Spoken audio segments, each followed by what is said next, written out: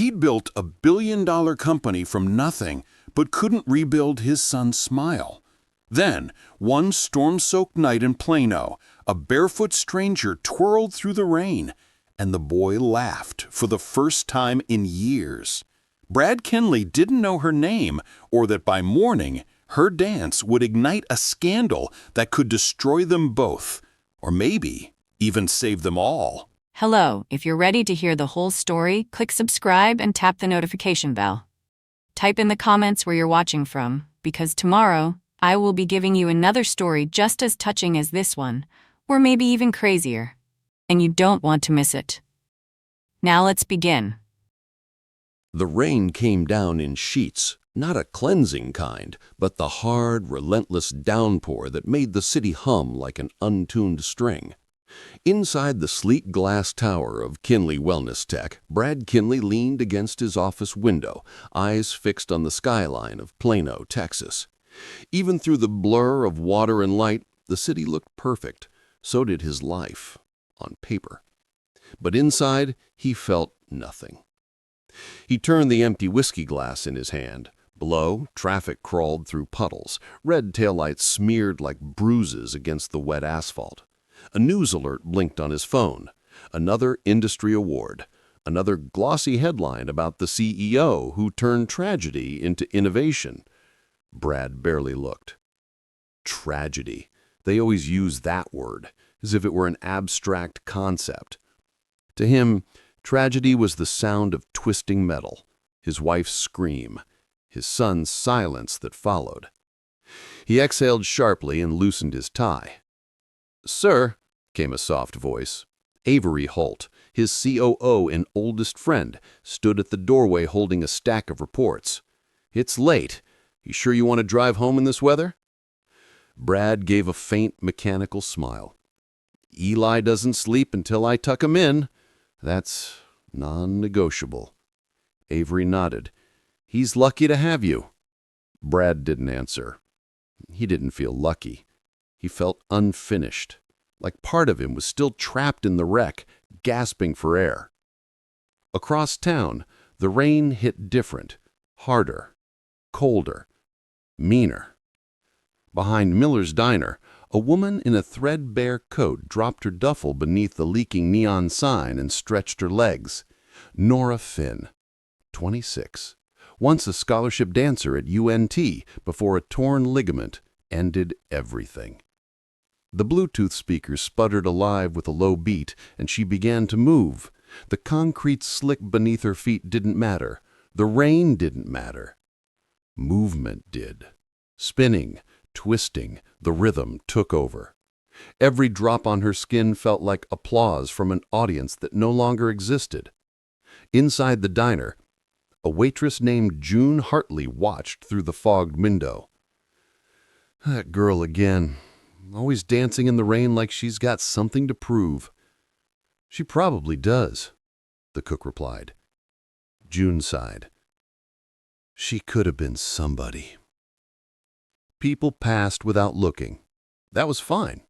Dancing wasn't for them anymore. It was for her, to keep breathing. A car door slammed nearby, startling her. She turned, chest heaving, and saw a boy in a wheelchair. Small, fragile, maybe 8 or 9. His hood was half up, his eyes wide. He was watching her, really watching. She froze, uncertain whether to smile or hide. But then she saw it, a flicker of wonder across his face, the kind she hadn't seen in years. He was smiling. Nora's heart skipped. Without thinking, she spun again, water flying from her arms like ribbons. The boy laughed, clapped once, then again. She laughed back, the sound foreign even to her own ears. And that's when she saw him. A man, tall and rigid in the rain, stepping out of a black sedan. His suit was soaked, his jaw tense. He stared at her with something between shock and disbelief, the look of someone seeing a ghost or a miracle. For a heartbeat, time stilled. Rain whispered. The boy laughed. The dancer breathed. Then the man moved forward. The silence that followed wasn't awkward, it was heavy, sacred. Then a horn blared somewhere down the block, breaking the spell. Nora stepped back. "You should get him out of the rain," she said softly. Brad wanted to answer, but words failed. When he turned to look at Eli, the boy was booming, tapping the window, whispering something Brad couldn't hear through the glass. And when Brad looked back, she was gone. The drive home was quiet, except for the steady drumming on the roof. Eli's eyelids drooped, exhaustion tugging him toward sleep, but the faint smile stayed. Brad glanced at him at every red light. The sound of that laugh kept replaying, cutting through the years of silence like sunlight through fog. He didn't know who she was or why she'd been there, only that something about her movement had cracked open the sealed vault he'd built inside himself. At home, Dr. Felicia Tran, Eli's therapist, waited by the fireplace with her ever-present clipboard. "Rough night?" she asked. "Maybe not," he said quietly. He laughed tonight." Felicia looked up sharply. "Laughed? Brad, that's huge." He nodded, still in disbelief. "A woman, dancing in the street." Felicia smiled faintly. "Sometimes healing finds us where logic doesn't." But Brad wasn't listening anymore. He was watching his son, who had fallen asleep in his chair, peaceful for the first time in years. Outside, rain streaked down the window, tracing silver patterns, almost like the way she'd moved. "If you were Brad, would you track down the stranger who made your child laugh again? Or let the mystery stay untouched, afraid of what you might find?" Share your thoughts below. Morning in Plano arrived washed clean, though the air still smelled faintly of rain and asphalt. Inside the Kinley estate, all glass, silence, and symmetry, Brad Kinley sat across from his son at the breakfast table. Steam rose from his untouched coffee. Eli, small in his chair, drew uneven circles on a napkin with a dull pencil. His expression was distant yet soft, like someone caught between sleep and memory. "Hey, bud," Brad murmured. "You okay?" Eli didn't answer. He kept drawing, loops and lines that slowly formed into a shape Brad couldn't quite recognize. When he leaned closer, realization hit. It was a figure spinning, arms outstretched, hair flowing. A dancer. Brad's chest tightened. "She was real," Eli said quietly, without looking up. "You saw her too." Brad exhaled slowly. "Yeah, I did." In the boardroom at Kinley Wellness Tech later that morning, everything felt wrong. Brad stood at the head of the table while Avery outlined numbers and projections, graphs glowing across the screen. Every word blurred into background noise. His mind kept drifting, the image of the girl in the rain looping like a scene from a film he couldn't pause. The way her arms cut through the downpour, the way Eli had laughed. He rubbed his temple, trying to force the vision away. "Brad," Avery said, snapping him back. "You okay? You've been staring at that slide for 2 minutes." Brad blinked. "I'm fine." "You're not. You've been off since last night. Did something happen?" He hesitated, then muttered, "Something unexpected." Avery's brow furrowed. "Personal?" "Maybe." He didn't elaborate. He couldn't. Because how do you explain to a boardroom of executives that a barefoot stranger had somehow broken the grief you'd worn like armor? Across the city, Nora Finn sat under the overpass, cross-legged on her worn blanket. The night's rain had soaked everything she owned, but the sky above was bright now, cruelly so. Beside her, a scrappy orange cat pawed through a paper bag of leftover fries she'd salvaged from a dumpster. She smiled faintly. "You and me, pal. High society." Her laughter was hollow. From her pocket, she pulled out a folded flyer, a poster from years ago, edges curled. North Texas Ballet Conservatory, Spring Gala, featuring Nora Finn. She stared at her own faded picture, young, graceful, hopeful. Then her eyes drifted to the corner of the page, water-stained but visible. Choreography by Brad Kinley. The name stirred something. She'd heard it before, in news segments maybe. Brad Kinley's late wife. Her brow furrowed. A strange feeling coiled in her chest. Coincidence, maybe? But it made her stomach tighten all the same. She looked up toward the highway's hum and whispered, "What are the odds?" That evening, Brad drove the long way home from work, his mind restless. He told himself he was avoiding traffic, but that wasn't true. His subconscious had already chosen the route. The diner's neon sign flickered faintly against the dusk. He slowed. There, in the alley again, the same duffel bag, the same girl. Nora was sitting on a milk crate, patching the sole of her shoe with duct tape. Her hair was damp, curling around her cheeks. He parked across the street, hesitating for a full minute before stepping out. The air smelled of oil and old rain. She looked up as he approached, cautious but not afraid. "You again," she said softly. Brad nodded. "You dance here often?"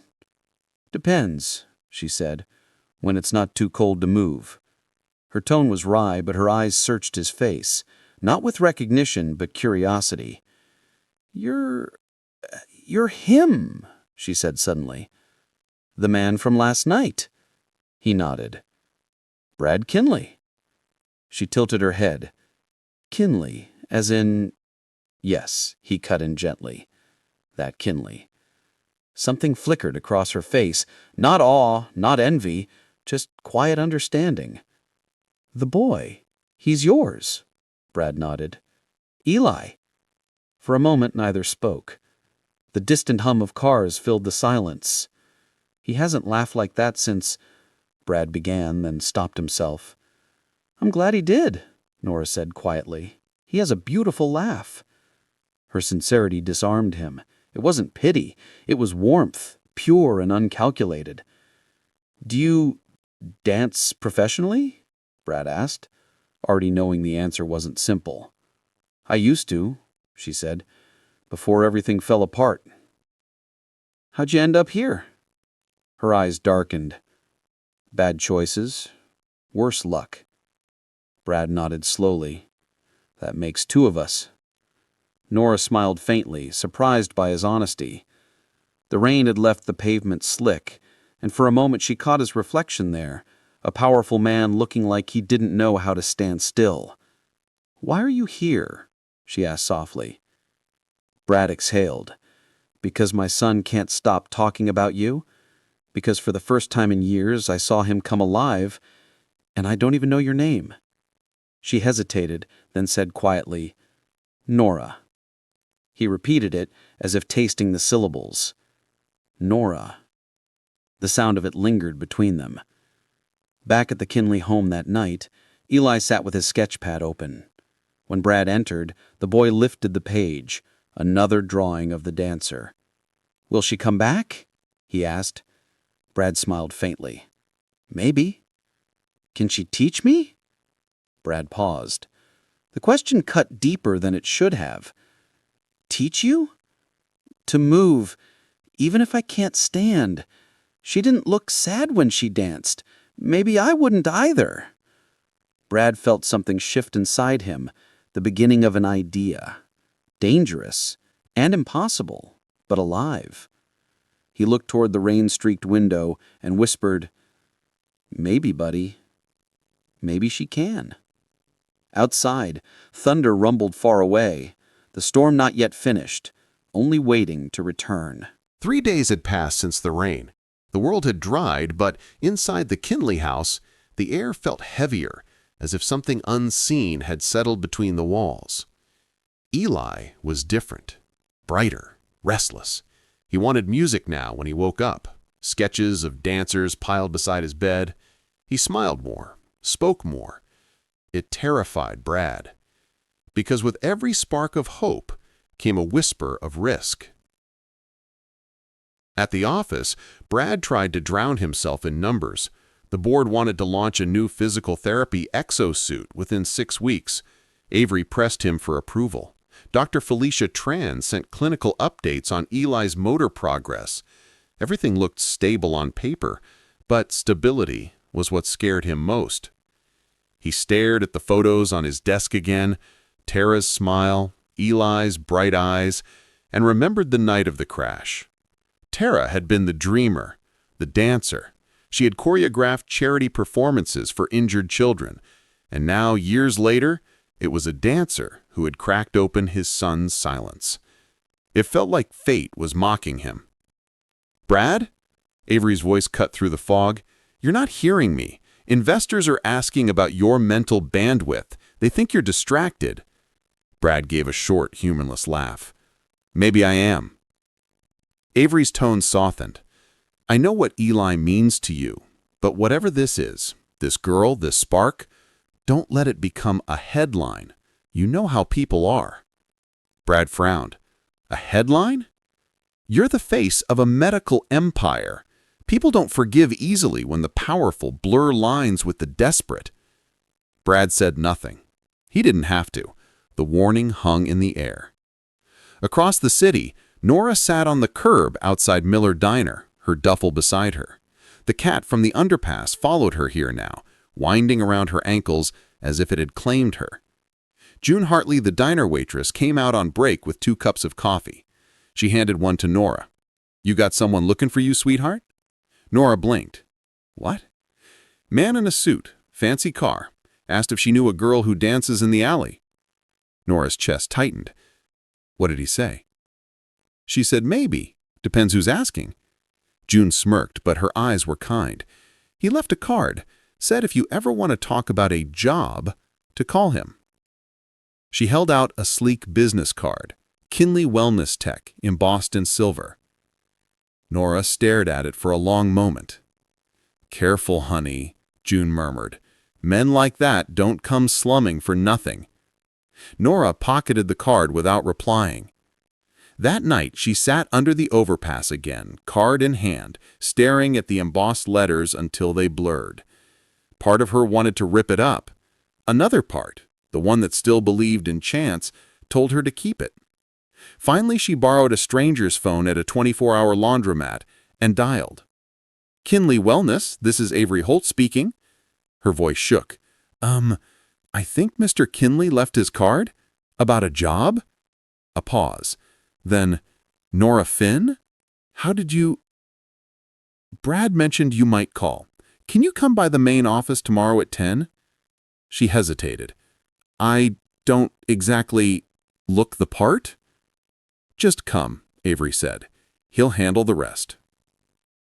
The next morning, Brad waited in the small conference room of the rehab wing, the one his company rarely showed to press. It was bright and clean, lined with mirrors and padded floors for physical therapy. Eli sat nearby with Dr. Felicia Tran, who was helping him stretch. When Nora entered, the room seemed to shift. She had cleaned up, hair brushed, clothes borrowed from a shelter drive, but there was still something untamed about her presence, like she didn't belong in the sterile light. Eli's face lit up. "You came!" Nora kneeled beside him, smiling. "You didn't think I'd miss seeing your drawings, did you?" Felicia looked at Brad, quietly intrigued. Brad cleared his throat. "Nora, this is Dr. Tran, Eli's therapist." Felicia extended her hand warmly. "Eli has been talking about you nonstop." Nora blushed faintly. "He's kind of hard to forget." Eli giggled, and Brad's heart clenched at the sound. When Felicia excused herself, the room grew still again. Brad paced, unsure how to begin. "I wanted to thank you," he said finally, "for what you did." "You don't owe me anything," she said. "Maybe not, but I owe my son something, a reason to smile. You gave him that." Nora studied him. "And what do you want from me now?" He met her eyes. "I want to hire you." She froze. "To dance?" "To teach him," Brad said. "Not traditional therapy, something different. Movement, music, joy." Nora laughed softly, incredulous. "You want a homeless woman to teach your son how to feel joy again?" Brad's voice was steady. I want someone who already knows what it's like to lose it." That silenced her. For a moment, the air between them felt charged, two wounded people recognizing the same scar in each other. Finally, Nora looked down. "You understand what people will say, right? About you hiring someone like me?" Brad nodded. "People already talk. I've stopped listening." Nora exhaled slowly. "I'll think about it." She turned to leave. "Nora," Brad said quietly, stopping her at the door, "whatever your answer is, thank you for giving me back my son's laugh." She didn't look back, but he saw her hand tremble slightly on the doorknob. Outside, the late afternoon sun reflected off the glass tower, sharp enough to hurt her eyes. She stood there, card still in her hand, heart pounding. Something inside her wanted to run, to disappear before the world pulled her back into the pain she had finally numbed. But another voice whispered that maybe, just maybe, this was what second chances looked like. Awkward, fragile, impossible. She didn't know what to choose. Inside, Avery entered the room as Brad watched the empty doorway. "You really think this is smart?" Avery asked quietly. "You're opening doors you can't close." Brad's gaze stayed fixed on the glass. "Maybe that's the point." Avery sighed. "You don't even know her." Brad's voice was soft but certain. "Maybe I don't have to." That night, Nora lay awake beneath the overpass, the silver card glinting faintly in the glow of a passing truck's headlights. Somewhere across town, in a house full of silence and memory, Brad sat awake too, replaying her voice, her words, the quiet steadiness in her eyes. They were both haunted by the same question. What if this is the beginning, or the mistake, that changes everything? By Thursday, the decision had been made, though neither Brad nor Nora could say who truly made it first. When Nora stepped into Kinley Wellness Tech again, this time wearing the borrowed blouse and a cautious kind of hope, she looked less like an intruder and more like someone crossing into a life she'd almost forgotten she wanted. Dr. Felicia Tran met her in the lobby. "Brad's in session with Eli. Come on, I'll show you the rehab studio." Nora followed, her pulse skittering beneath her ribs. The hallways gleamed like mirrors, floors so clean she could see her reflection. Her duffel felt too heavy, her past too loud. "Don't overthink it," Felicia said kindly. "Eli doesn't care about resumes. He cares about people." "I'm not sure I qualify as one of those anymore," Nora muttered. Felicia smiled faintly. "That's exactly why you do." In the studio, sunlight spilled across the polished floor. Eli sat in his wheelchair at the edge of a mirrored wall, waiting. When he saw Nora, his grin was immediate and unguarded. "You came," he said. She crouched beside him, matching his excitement. "I said I'd think about it." He tilted his head, smirking. "And you did." Brad watched from the corner, hands folded tight behind his back. He said nothing as Felicia explained the new, experimental therapy protocol, a blend of music and guided movement that Nora would lead. When Felicia left them alone, silence filled the space. "So," Nora began, brushing her palms on her jeans, "you ready to move a little?" Eli nodded. She set down a small portable speaker and pressed play. A slow melody filled the air, something soft and old, the kind of song that remembered sadness but refused to stay there. "Close your eyes," she told Eli. "Forget the chair. Just feel the rhythm in your chest." He obeyed. She placed one hand lightly on his shoulder, guiding his arms in time with the beat. His fingers twitched, hesitant, then steady. Brad stood frozen. It was such a simple thing, two people swaying to a melody, but something inside him trembled. "Breathe with it," Nora whispered. "Let your body remember joy." Eli's shoulders relaxed. For the first time in years, he wasn't fighting movement. He was in it. When the music ended, the room stayed quiet, filled with a warmth neither of them could explain. Nora looked up at Brad. "He's better than he thinks." Brad nodded slowly. "So are you." The next few days became a rhythm of their own. Every afternoon, Nora arrived at the studio. She brought playlists, laughter, and stories. Eli began to look forward to her visits, timing his mornings by when Miss Nora would show up. Brad found himself staying longer in the studio each time, pretending to answer emails while secretly watching the way Nora lit up the room. She didn't move like the ballerina in the glossy posters. She moved like someone who'd survived something and refused to let it take her grace. One afternoon, after a session that left Eli beaming, Nora stayed behind to wipe down the mirrors. Brad offered to help. "You don't have to," she said, half smiling. "I know, but I want to." They worked in silence for a few moments until Nora asked, "Why are you doing this, really?" He hesitated. "Because for years I've built machines to help people move again, and somehow you walked in and did it without one." She froze, cloth still in her hand. "Brad." He looked at her not as an employer, but as a man seeing something he hadn't seen since Tara. Life. "You reminded me what healing looks like," he said quietly. "Not data, not design, just human." The air between them thickened. Nora broke eye contact first, setting the cloth down. "Careful, Brad. You're starting to sound like someone who still believes in miracles." "Maybe I'm learning how again," he murmured. The next morning brought the first sign of resistance from the outside world. A security officer stopped Nora in the lobby. "Miss Finn," he asked, frowning at her ID badge, "there's been a report about you." Brad arrived moments later, his tone sharp. "A report?" "Anonymous complaint," the guard said. "Something about inappropriate hiring practices. Someone sent a photo, you and her in the studio." Avery appeared at Brad's side, face grim. "I told you this would happen." Brad's jaw tightened. "Handle it quietly." Nora stood there, heart pounding. "You don't have to protect me," she said. "If it causes trouble, I'll leave." But Brad turned to her, voice low and steady. "You're not leaving. Not unless you want to." For a moment, something unspoken passed between them. Defiance, loyalty, maybe something more. That evening, after everyone left, Nora lingered by the window overlooking Plano's glittering skyline. Brad joined her, shoulders tense. "They're not going to stop talking," she said quietly. "Let them. They've been talking about me for years. None of it ever meant anything until now." She looked up at him, eyes searching. "You're risking everything." He smiled faintly. "Maybe some things are worth the risk." Nora swallowed, turning back to the glass. Her reflection stared back, tired, unsure, but alive. For the first time, she believed she might actually belong somewhere again. In the parking lot below, Avery watched through the rain-streaked window of his car, expression unreadable. He dialed his phone. "Detective Moreno," he said quietly, "I think we have a problem." What would you do if you were in Brad's position? Protect your reputation or protect the person who gave your family back its light? Comment below. Rain again.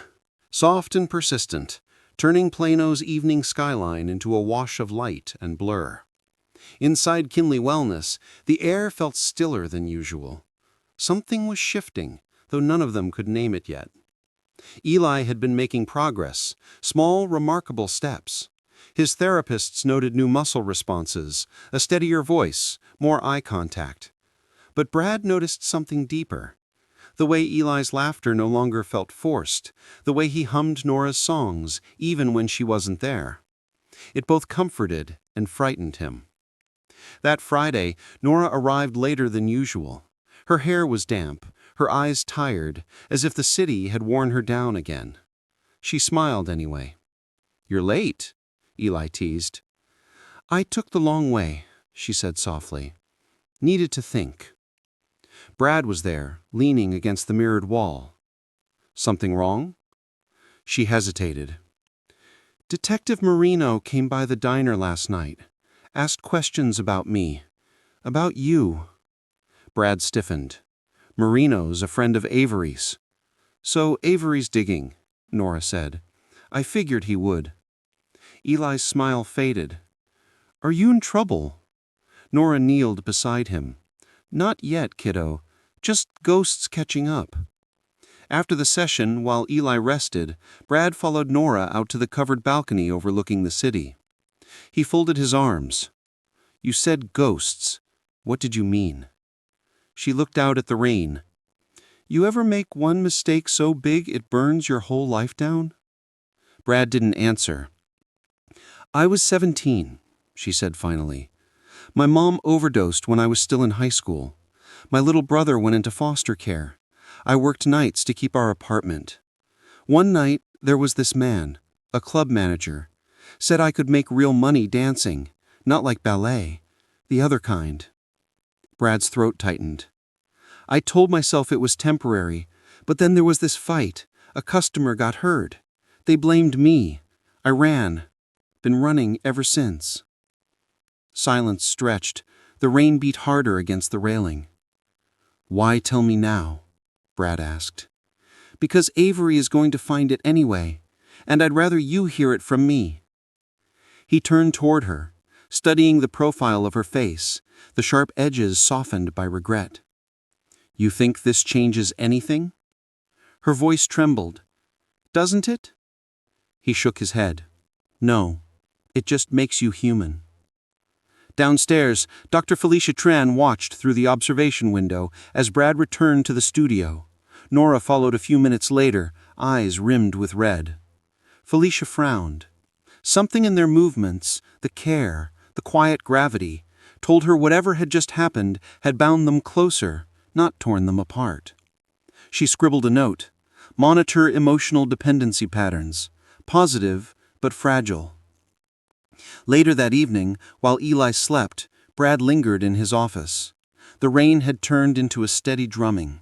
He opened the old box from his desk drawer. Terrace things. Among them, a faded photograph of her dancing barefoot in their backyard, hair caught mid-spin, sunlight in her smile. On the back, she'd written, "You can't fix everything, Brad. Some things just need to be felt." He closed his eyes, exhaling. That was what Nora had been teaching him without even trying. Saturday morning brought new tension. Avery barged into Brad's office, a thin folder in hand. "She has a record, Brad. I pulled it before Marino did. You know what happens if this gets out? CEO shelters ex-stripper to work with disabled son? The media will chew you alive." Brad's expression hardened. "And you think firing her fixes that?" "It prevents a scandal. It destroys a soul," Brad shot back. "She's done nothing wrong here." Avery slammed the folder onto the desk. "You're letting your emotions cloud your judgment. She's not Tara." That hit its mark. Brad's jaw clenched, fury and pain colliding behind his eyes. "Get out." "Brad!" "I said, get out." Avery left, door closing like a final sentence. That night, Nora didn't come to work. Eli waited until the clock passed 8, then 9. "Maybe she's sick," he said quietly. Maybe, but dread already twisted through his chest. He called her number, the prepaid phone she used, but it went straight to voicemail. Plano streets glimmered wet under the sodium glow of streetlights. Brad drove aimlessly, searching the places he thought she might be. The diner, the shelter, the underpass near 14th Street. Nothing. Finally, near midnight, he spotted a familiar silhouette by the bus stop, duffel bag slung over her shoulder, rain plastering her hair. He pulled over, stepped out into the downpour. "You're running again?" he called softly. She didn't turn at first, then quietly, "You saw the file?" "Yes." "Then you know why I have to." "I know why you think you have to." He stepped closer. "You think you're protecting us, but all you're doing is disappearing again, and I can't explain to Eli why another person he trusts just vanished." Nora's voice cracked. "You don't understand." "I do," he interrupted. "I lost someone too. I built walls around the grief until it felt safe. But it's not. It's lonely." For a moment, neither spoke. Rain pooled around their shoes. Finally, Brad took off his coat and draped it over her shoulders. "If you want to walk away, I won't stop you. But don't ever believe you're beyond saving." Something in her eyes shifted, defiance melting into exhaustion. She whispered, "You really think people like us can start over?" He met her gaze. "I don't think. I know." They stood there in silence until the bus hissed away empty, leaving them alone beneath the streetlight. Nora finally exhaled, her voice barely audible. "Okay." He smiled faintly. "Okay?" She nodded. "I'll stay. For Eli." Brad didn't say it, but they both knew the truth. It wasn't only for Eli anymore. Inside the Kinley house later that night, Nora sat at Eli's bedside, brushing damp hair from his forehead. He stirred slightly, murmuring something in his sleep, her name tangled with laughter. Brad watched from the doorway, emotion pressing against his ribs like a bruise that finally wanted to heal. He realized then that this, all of it, wasn't about saving her, or even saving Eli. It was about saving himself. The next morning, Plano's sky was clean and bright, rinsed of rain.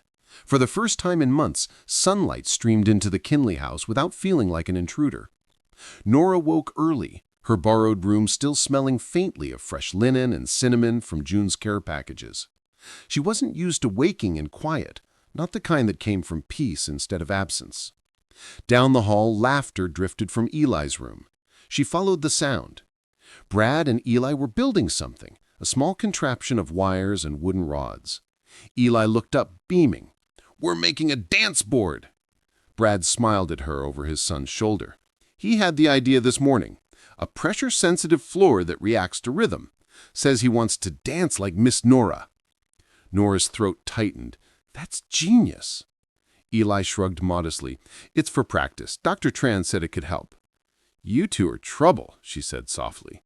Brad chuckled. The best kind. That afternoon, the studio filled with sunlight and sound. Nora played an upbeat track, lively, almost mischievous. Eli moved his chair slightly to the rhythm, his fingers tapping the new dance board's surface. Each tap triggered a faint tone. Music responding to motion. Motion responding to courage. See? You're making your own music now. Eli grinned. Feels like flying. Brad leaned against the mirrored wall, arms crossed but expression gentle. Feels like healing, he said quietly. For a moment, Nora forgot the weight of her past. It was just them, 3 people finding rhythm in the wreckage. After the session, they sat in the garden behind the studio. The magnolias were in bloom, their scent sweet and heavy. Eli dozed beside them in his chair. Nora glanced at Brad. You ever think about leaving all this? The company, the pressure, the noise? Brad looked out over the hedges. Every day. So why don't you? He smiled faintly. Because running doesn't fix what's broken. Trust me, I tried. You? She tilted her head. He hesitated, then said, After Tara died, I took Eli to the coast for a year, tried to disappear, but grief doesn't care about geography. It travels with you. She studied him for a long moment. You talk about her with love, not guilt. That's rare. His voice lowered. Maybe because for the first time, I'm realizing she'd want me to live again. Their eyes met. Something delicate and dangerous flickered between them. A quiet recognition neither dared to name yet. Later, while Eli napped, Nora found herself wandering the quiet halls of the Kinley home. Family photos lined the walls. Brad and Tara on their wedding day, Eli as a baby, Tara teaching him to walk. She stopped at one frame, a candid of Tara twirling Eli in her arms, both laughing mid-spin. The light in the picture felt alive. She loved dancing, Brad said from behind her. Nora turned, startled. He stood at the doorway, tie loosened, sleeves rolled up. She ran a small program for disabled kids, said movement was its own kind of language. I never understood it, until now. Nora's voice softened. She sounds extraordinary. She was, he said simply, but she'd have liked you. Nora smiled faintly. You think? I know. The silence that followed wasn't empty. It was full of respect, memory, and something quietly blooming between loss and renewal. Over the next week, they fell into a rhythm that felt almost like family. Breakfasts became laughter. Therapy became play. Nora began teaching Eli to count beats, to anticipate rhythm. Brad watched from the sidelines less and less. Some days he joined them, awkwardly clapping out tempo or letting Eli lead his hands through small gestures. It wasn't therapy anymore. It was communion. One evening, Nora found Brad in the kitchen, sleeves rolled, washing dishes. She laughed softly. Never thought I'd see the CEO of Kinley doing chores. He glanced over his shoulder. I find it therapeutic. She leaned against the counter. You're full of surprises. He turned off the faucet and looked at her directly. So are you. Something in the way he said it made her heart stun her. You've changed this house. You've changed me. Nora's eyes shimmered. Maybe I just reminded you what was already there. Brad stepped closer, slow and uncertain. The air between them grew taut. Nora? The sound of Eli calling down the hall broke the moment. She exhaled shakily, smiling. Go. He needs you. Brad lingered for a beat longer before nodding. So do I. Later that night, when Eli was asleep, Nora stepped outside. The garden lights glowed faintly, moths flitting through the warmth. She sat on the porch swing, the silence wrapping around her like a soft confession. Brad joined her quietly. You ever feel like you don't deserve peace? She asked. He nodded. Every day. But I'm learning peace doesn't ask for permission. She looked at him then, really looked. I don't know what I'm doing here, Brad. Part of me wants to run. The other part, he finished softly, the other part already belongs. Tears welled in her eyes. You make it sound so simple. It isn't, he said, but maybe it can be honest. They sat in silence. Fireflies drifted above the grass. Somewhere inside the house, a clock ticked, slow, steady, patient. Nora whispered, Thank you. For what? For seeing me as something other than a mistake. Brad smiled faintly. You were never a mistake, Nora. Just someone waiting to be found. She looked away, trying not to cry, but it was too late. The tears came anyway, soft and freeing. And Brad, for the first time in years, didn't feel broken watching someone else's pain. He felt alive. Do you believe two broken people can really heal each other? Or does healing have to come first, before love? Share your thoughts below. The warmth didn't last. It never does, not without something testing it. It began with a photograph. On Monday morning, every major news outlet in Plano carried the same headline: CEO Brad Kinley's secret relationship with former exotic dancer exposed. Below it, a grainy picture. Nora leaving the Kinley residence at dawn. Brad a few steps behind, his coat draped over her shoulders. The story exploded across social media within hours. By noon, Avery was waiting outside Brad's office with a grim face and a folder in hand. Damage control's a nightmare, Avery said. They're calling for an ethics review. Investors are panicking. Brad leaned forward, voice measured but low. I don't care about investors. I care about my son. Well, your son's the story now, Avery shot back. They're implying you used him as an excuse to bring Nora in. Brad stood, the chair scraping the tile. Enough. Avery hesitated. You think protecting her is noble? It's suicide. The board's already moving to suspend you pending review. Brad's jaw tightened. Then let them. Across town, Nora sat in June Hartley's diner staring at the television above the counter. Her face filled the screen, paused mid-blink, voiceover harsh. Sources reveal Nora Finn has a criminal record and ties to adult entertainment venues in Dallas County. June turned off the sound. Sweetheart, but Nora had already risen, numb, leaving her coffee untouched. By the time Brad reached the Kinley house, she was gone. Her room stood empty, bed neatly made, a folded note on the nightstand. Brad, I never meant to bring more pain into your life. You and Eli deserve peace. I can't be the reason you lose it. Thank you for seeing me when no one else did. Dash Nora. He crushed the paper in his fist. Dad? Eli's voice came from the doorway, small, unsure. Brad turned, forcing calm. It's okay, buddy. Eli's eyes filled. Did I do something wrong? Brad's throat closed. No, not you. Then why did she leave? He crouched, hands on his son's shoulders. Because sometimes grown-ups get scared. But she loves you, Eli. Don't ever doubt that.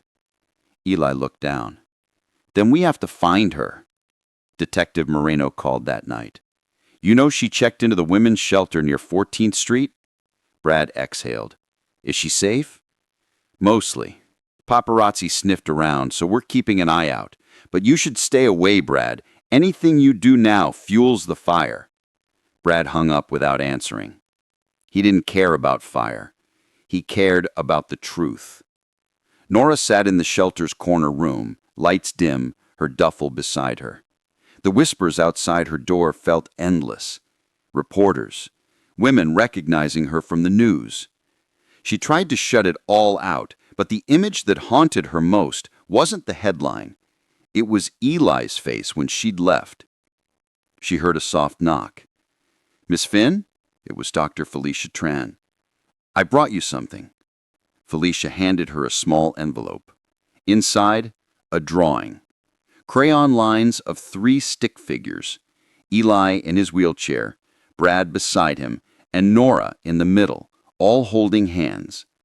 In childish scrawl, "My family." Nora pressed the drawing to her chest, silent tears spilling down. The next evening, Brad attended an urgent board meeting. Avery sat at the head of the table, expression clinical. "Brad, the board voted. You're suspended pending investigation. Public trust is at risk." Brad didn't argue. He just stood, straightened his jacket. "If reputation costs me doing what's right, then it's a cheap price." As he left, Avery muttered, "You're throwing everything away for her." Brad paused at the door. "No, Avery. For once, I'm not throwing her away." That night, Plano was quiet. The streets shimmered under a fine mist. Brad drove towards the shelter, headlights carving the darkness. He wasn't sure what he'd say. Apology, promise, plea, maybe all of it. But when he arrived, the front steps were crowded with cameras. Flashes burst like lightning. He stopped at the curb, unable to move forward. Inside, Nora stood by the window, watching the same storm of flashes illuminate the wet glass. She knew he was out there, could feel it, but stepping outside would destroy him. So she did nothing. For the first time in years, both of them stood paralyzed, not by grief, but by the cost of courage. Hours later, Nora packed her duffel again. She couldn't stay. She couldn't face being that story, the scandal that broke a man who had already lost too much. She left quietly, before dawn, taking only what she could carry. When Felicia arrived at the Kinley house the next morning, she found Brad on the back porch, staring at the wet horizon. "She's gone again, isn't she?" Felicia asked softly. He nodded. "She's protecting me, but it's killing her." Felicia sighed. "So stop letting her do it alone." Brad turned toward her. "How?" Felicia handed him her phone. "Because she's still answering mine." On the screen, a simple message. "Tell him I'm sorry." Brad closed his eyes. "No," he whispered. "I won't accept that." That evening, Eli wheeled himself into the studio. He looked up at his father, determination blazing. "You said we don't give up on people who make us feel alive." Brad knelt beside him. "That's right. Then let's bring her home." And for the first time since the scandal broke, Brad smiled. Tired, broken, but sure. "Yeah," he said.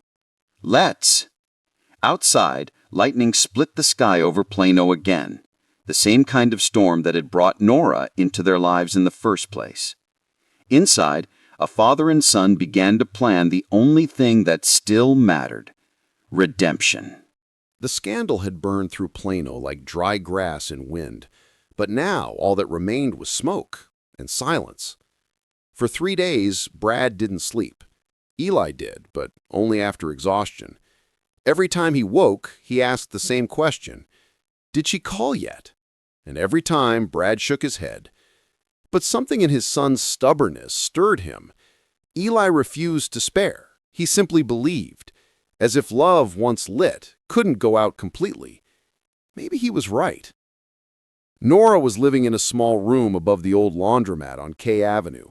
June Hartley had helped her find it after the reporters gave up the chase. The walls were thin, the air smelled of detergent, but it was quiet. Too quiet. She spent her days walking the alleys and her nights sketching movements on paper, new routines she'd never dance. She had folded Eli's drawing into her notebook, the paper soft from wear. She looked at it now, the crayon lines, the misshapen hands, and whispered, "My family."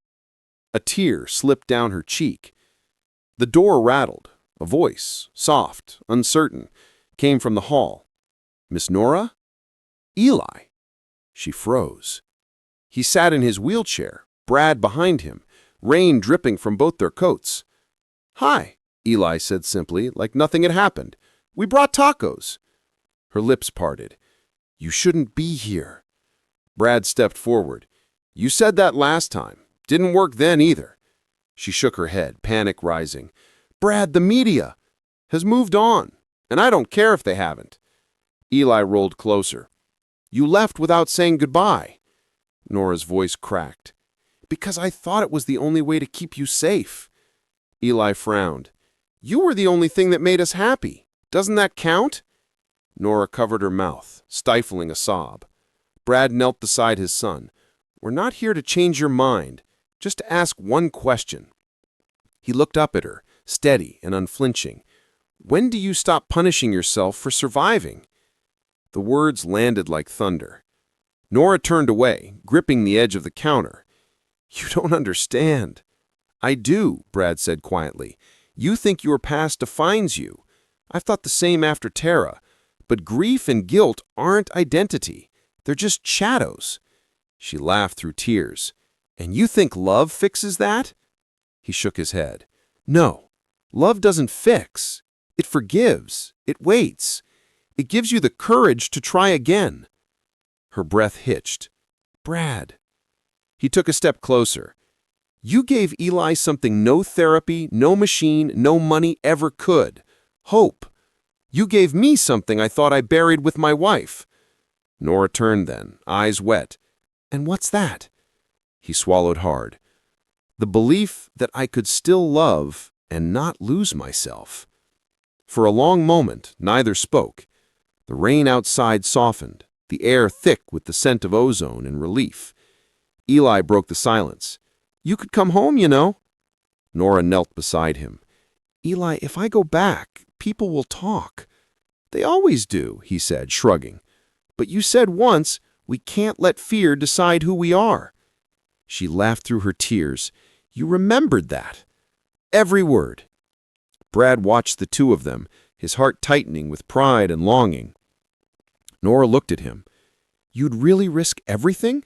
The company? Your name?" He smiled faintly. "If reputation means more than truth, then I've already lost." She stared at him for a long time, then said softly, "You're impossible." "And you're unforgettable," he replied. The storm outside faded into drizzle. The air between them felt different now, lighter, fragile, but alive. Nora exhaled shakily. "If I come back, it has to be real. No secrets, no savior act." Brad nodded. "Then let's start as equals. You don't owe us anything. We just want you there." Eli chimed in, grinning. "And maybe you can help me finish my dance board." Nora smiled through the tears. "That I can do." They drove home in near silence, headlights carving through the wet streets. As the house came into view, Nora's chest tightened. The front gate, the lit windows, it looked like a world she didn't deserve. But when Eli's small hand found hers from the back seat, she realized she didn't have to deserve it. She just had to choose it. Inside, the air felt warm. Dr. Felicia Tran was waiting, smiling softly. "Welcome home," she said. Nora blinked. "You knew they were coming?" Felicia nodded. "Eli doesn't take no for an answer." Brad smiled. "Must run in the family." That night, Nora tucked Eli in. He asked her to stay until he fell asleep. She did, humming softly, brushing his hair back, the light dimming. Brad lingered in the hallway, watching. The sight felt sacred. When she stepped out, They stood facing each other, words unnecessary. Then, softly, Brad said, "Nora, there's something you should know. The board reinstated me today. Turns out one of our investors leaked the story to push me out. But I told them I wouldn't return unless they issued a public apology. To you." Her breath caught. "You didn't have to." "I did." She looked at him for a long moment, then almost in a whisper, "You're going to make me believe in happy endings, Brad." He smiled. "Good. I'm trying to believe in one myself." That night, as rain gave way to dawn, Nora stood by the window of her new room, watching light spill across the horizon. For the first time in years, she wasn't waiting for the past to catch her. She was waiting for the morning. If you were Nora, would you risk your peace for love or walk away to protect it? Share your thoughts below. The morning after Nora came home, the Kinley house felt different, lighter somehow, like someone had finally opened the windows after years of stale grief. Brad stood in the kitchen, brewing coffee while sunlight spilled across the counter. It had been months since this room had felt alive. Nora came in barefoot, wearing one of June's old sweaters. She smiled shyly, and he handed her a mug. Their fingers brushed, just for a moment. But the silence that followed wasn't awkward anymore. It was full. "You sleep?" Brad asked. She nodded. First time in a long time. He smiled. "And we're already winning." Later that afternoon, Eli insisted they visit the community center. "Dad," he said, "we need to show everyone the new routine." Nora hesitated. "Eli, I don't think—" But Brad just smiled. "I think we should." When they arrived, word had already spread. The place was packed. Families, therapists, even Dr. Tran and June Hartley. Plano hadn't forgotten the story that had once divided it, but curiosity had softened into support. Someone whispered, "That's her, the dancer." Nora caught it. Her breath faltered. But then she looked at Eli, who was grinning from his chair, waiting for her to cue the music. She exhaled, steadying herself. "Okay," she whispered. The lights dimmed. The music began, soft at first, piano notes rippling like the rain that had first brought them together. Nora stepped on the floor. Every movement was a prayer, a conversation between grief and grace. Eli wheeled beside her, hands moving to the rhythm she'd taught him. When his wheel caught the light, the crowd gasped, not out of pity but wonder. And then, at the crescendo, Nora extended her hand. Brad, in his suit against every instinct, stepped forward. He hesitated, then took it. The crowd fell utterly silent as the three of them moved. A father, a son, and a woman who had once danced for survival, now dancing for life. For the first time since Tara's death, Brad didn't feel like a man remembering. He felt like one living. When the music ended, there was no applause, just a stunned hush. And then one person stood, then another, until the whole room erupted. Brad looked at Nora. She was crying, laughing through it, hand over her mouth. Eli beamed. "We did it!" Brad knelt beside him. "You did it, buddy." But Nora shook her head. "No," she said softly, "we did." Avery Holt stood in the back of the hall, arms crossed, face unreadable. When the crowd dispersed, he approached Brad. "You're trending again," he said dryly. Brad smirked. "For better reasons, I hope." Avery extended his hand.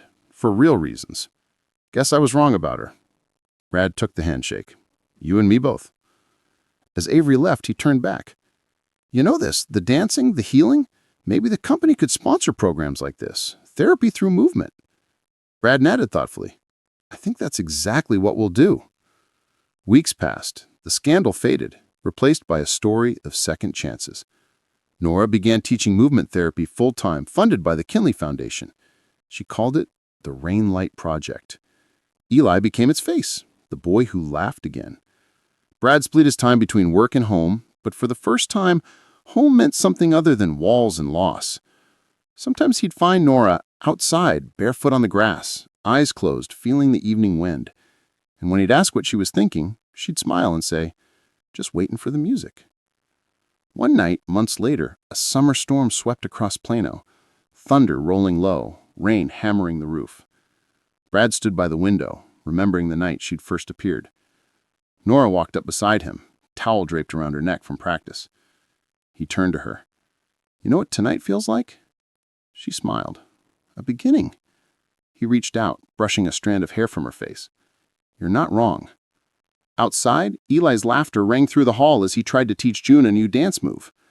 Brad pulled Nora close, his voice quiet. You once said you didn't believe in happy endings. She rested her forehead against him. That was before I found mine.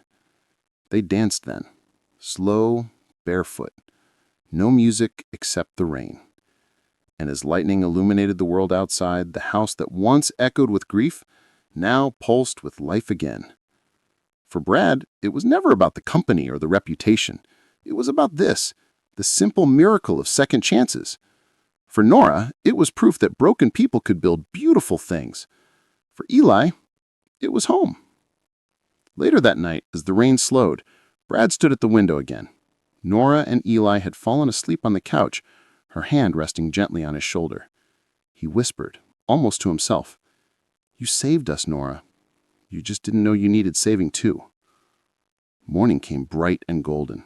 Plano glittered with the aftermath of rain, puddles like mirrors, sunlight turning them to gold. The paper that day carried a new headline. From scandal to sanctuary, the Kinley Foundation brings dance therapy to Plano's children. Nora laughed when she saw it. You finally made the front page again. Brad grinned, for the right reason. She leaned into him, eyes soft. You think we deserve all this? He kissed her forehead. No, I think we chose it. And maybe that's all love really is. Not a miracle, not fate. Just two people deciding, again and again, to stay. To dance in the rain. To believe in tomorrow. Would you have let love back into your life after losing everything? Or would you have walked away, afraid to start again?